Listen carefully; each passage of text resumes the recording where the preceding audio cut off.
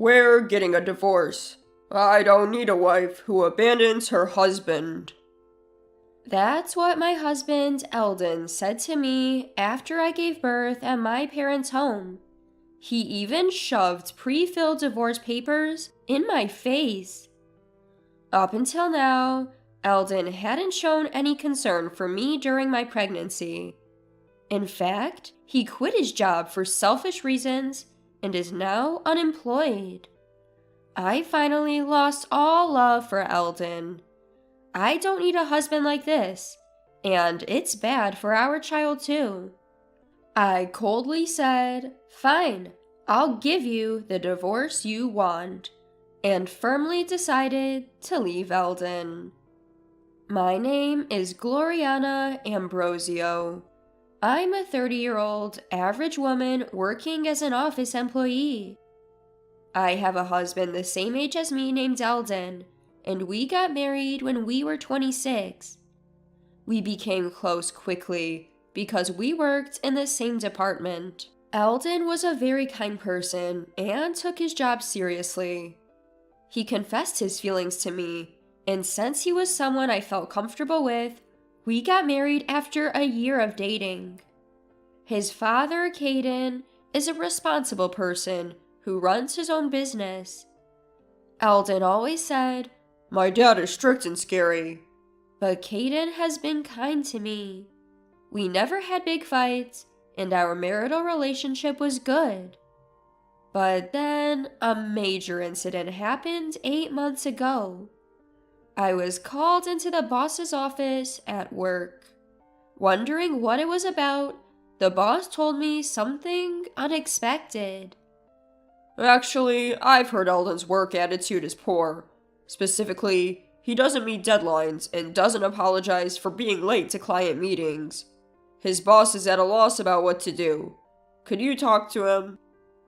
Shortly after Eldon and I got married, we were separated into separate departments. I was shocked. We had been in separate departments since we got married, and I had believed Eldon was working diligently. There was no sign of any change at home, and I started to worry that he might be under stress. I asked Eldon about it that evening. Then he promised me, "No, I'm not getting along well with my boss. I'll talk to him and resolve it, and I'll change my attitude." But a week later, he came home and said, "I quit my job. I can't work under that boss anymore." I checked with his boss, and it was true. "Eldon's work attitude has worsened since joining this department. He doesn't reflect on his actions and only makes excuses. That led to an argument, and he quit." For the record, Eldon's boss is well-liked and respected in the company. It was natural to think the problem was with Eldon. Still, he seemed to regret quitting. "I'm sorry for the trouble. I'll find another job soon," he said. I thought things would be okay, but that was wishful thinking. A month passed and Eldon only complained.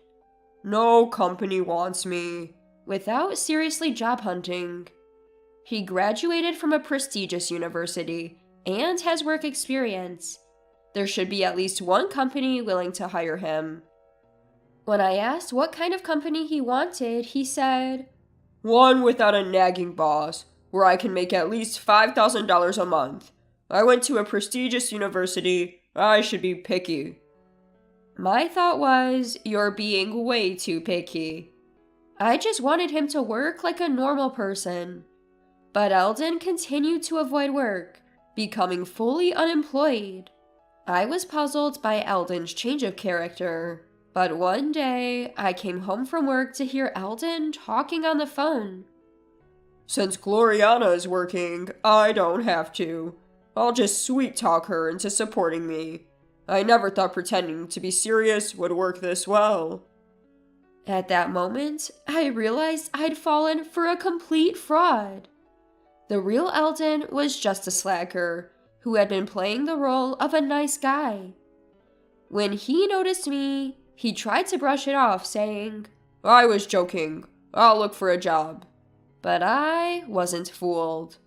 "Enough is enough. You better start working," I yelled, insisting he find a job, any job. Part of my anger came from concern for our future, but there was another, more pressing reason. I was pregnant. I found out I was expecting around the same time Eldon quit his job. Raising a child costs money, so I wanted Eldon to find stable employment.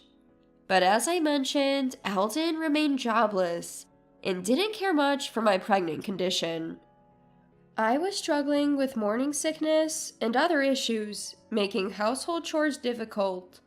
Yet Eldon lay on the sofa eating potato chips, even saying, "Pregnancy isn't an illness. Deal with it."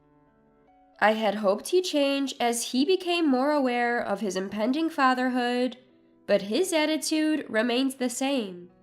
In fact, it worsened. Just yesterday, he got furious when I used canned food to save time on cooking. "You should feed your husband proper meals. That's a wife's duty," he lectured. I was furious. We had a heated argument. And not once did he mention concern for our child. I'm seriously worried about our future together. Some might say, why not just divorce him? But if I do, our child will be born into a fatherless home. I'm emotionally unstable, especially with my first pregnancy, and the due date is approaching. I've decided to put off any serious discussions until after the birth. Given Eldon's unreliability, I chose to give birth at my parents' home. My parents agreed it was the best option, but even then, Eldon complained. "What am I supposed to do without you? Who's going to do the chores?" I was so fed up with Eldon that I angrily told him, "You're an adult. Figure it out yourself," and went to my parents' home. I later gave birth to a healthy baby. When I felt better, I went back to Eldon for the first time in a while. When I returned to Eldon's place after about 2 months, the house was a mess. Trash was scattered everywhere, and a pile of clothes lay next to the washing machine. As I stood there, stunned, Eldon appeared with bed hair. "Finally, you're back. There's something I want to talk about." Eldon pulled out a document with a malicious grin. It was a pre-filled divorce application. "I'm divorcing you. I don't need a wife who abandons her husband." Hearing this, my love for Eldon completely evaporated. I thought, I don't need a husband like this, and he's a bad influence on our child. I coldly said, "Fine, you'll get your divorce," and was determined to leave him. Still, Eldon remained defiant. "You'll regret it if you divorce me. Now, fill in your part." I snatched the divorce papers from him and filled them out immediately. I decided to take them straight to the courthouse. "Goodbye then. I'll come back for my stuff later. Don't throw anything away." I left the house and went directly to the courthouse. The divorce was finalized, and Eldon and I became strangers. I returned to my parents' home and decided to raise my child with them. I didn't want to stay in a house filled with bad memories, and raising a child alone was daunting. My parents are trustworthy, and it's comforting to have them around. Life became a daily joy, watching my child grow while navigating the challenges of new motherhood. However, a month after the divorce, Eldon suddenly called my parents' landline. I had blocked his number on my cell, but I'd forgotten to block the landline. "Hey, when are you coming back? I'm struggling here." Confused, I retorted, "What? We're strangers now. I'm never coming back." Hearing this, Eldon started to panic. "Wait, you actually filed the divorce papers?" Yes, you wanted a divorce, didn't you? I've been over you for a while now, so I submitted them a month ago. Upon hearing my blunt response, Eldon became furious. Why did you file them? I was just trying to scare you into coming back and taking care of me. I was utterly disgusted by his twisted logic. Whether you are serious or not, I have no intention of reconciling with you. You've been useless ever since I got pregnant. Who would want to be a family with a man like that?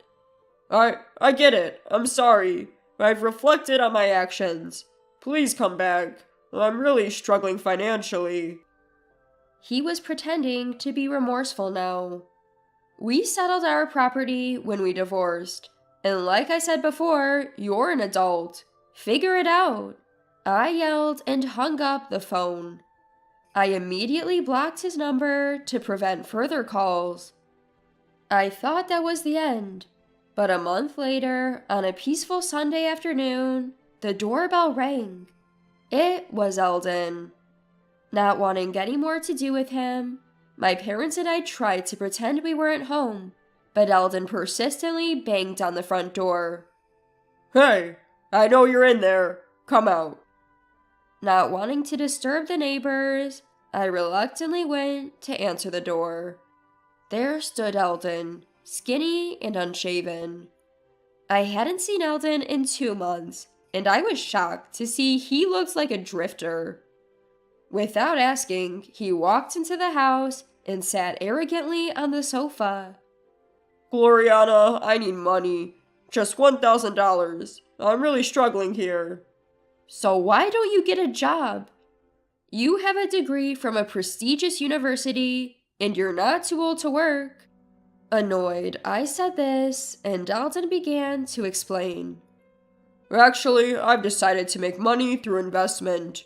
Working a regular job is for fools.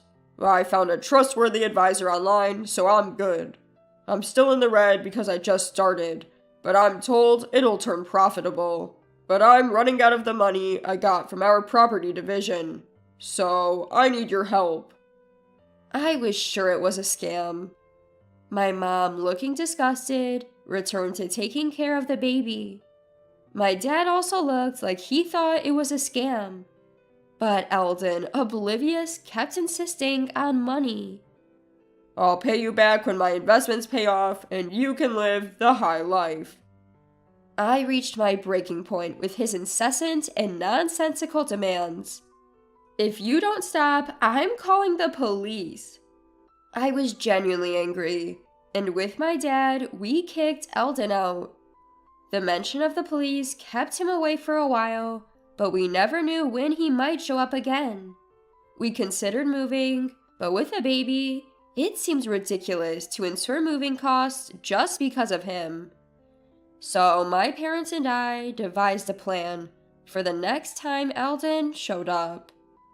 Another month passed, and unfortunately, Eldon returned. Seeing him, my mom immediately made a phone call as planned. My dad and I let Eldon in and humored him for a while. His goal was still money. I'm in trouble. I can't reach my investment advisor anymore. I poured in over $10,000, and it was a scam. I have nothing left. You're the only one I can rely on. It was incomprehensible why he thought he could rely on me after all he'd done. But we couldn't just send him away. He might come back.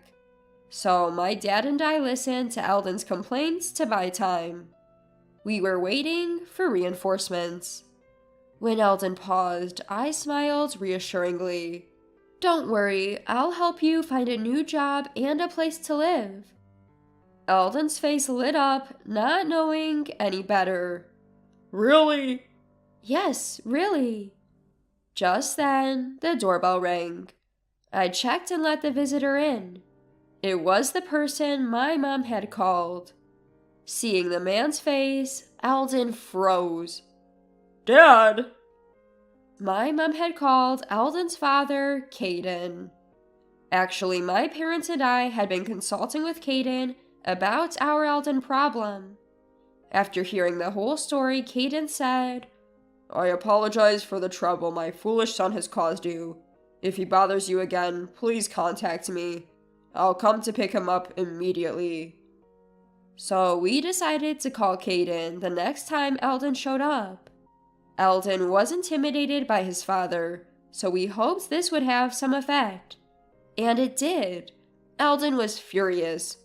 Why did you consult my dad? This is a family issue. I'm not a child. I don't need to rely on my parents. But his face was pale.